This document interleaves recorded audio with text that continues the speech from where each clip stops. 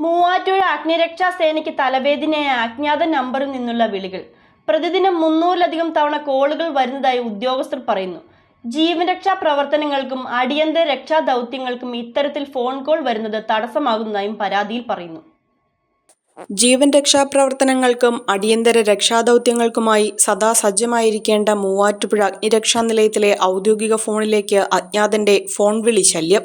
കഴിഞ്ഞ 2 മാസമായി തുടരുന്ന ഈ ഫോൺ വിളി മൂലം അഗ്നിരക്ഷാസേനയുടെ ദൈനംദിന പ്രവൃത്തികൾ തടസ്സപ്പെടുന്ന അവസ്ഥയിലാണ്.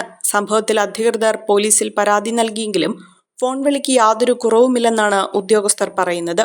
ഒരു ദിവസം 24 മണിക്കൂറിനിടെ 300-ലധികം തവണയാണ് അജ്ഞാതൻ നിലയത്തിലെ ലാൻഡ് ഫോൺ നമ്പറിലേക്ക് വിളിക്കുന്നത്. ഫോൺ ബെല്ലടിക്കുമ്പോൾ ഡ്യൂട്ടിയിലുള്ള ജീവനക്കാർ ഓടിയെത്തി ഫോൺ എടുക്കുമെങ്കിലും മറുപുറത്തു നിന്ന് ആരും സംസാരിക്കാറില്ല. തിരിച്ച് ഈ നമ്പറിലേക്ക് ബന്ധപ്പെടുമ്പോൾ കോൾ സ്വീകരിക്കുമെങ്കിലും അപ്പോഴും മറുപടിയില്ല. തുടർച്ചയായി വരുന്ന വ്യാജ കോളുകൾ കാരണം യഥാർത്ഥ അപകടങ്ങൾ നടക്കുമ്പോൾ പൊതുജനങ്ങൾക്ക് ഫയർ സ്റ്റേഷനുമായി ബന്ധപ്പെടാൻ സാധിക്കാത്ത ഗുരുതരമായ സാഹചര്യമാണ് നിലവിലുള്ളത്. കാലവർഷം കനക്കുകയും മണ്ണിടിച്ചിലും വെള്ളപ്പൊക്കവും ഉൾപ്പെടെയുള്ള അടിയന്തര സാഹചര്യങ്ങൾ നിലനിൽക്കുകയും ചെയ്യുന്ന സമയത്താണ് ജീവൻ രക്ഷാ സേനയുടെ ഫോൺ നമ്പറിലേക്ക് ഇത്തരമൊരു അതിക്രമം.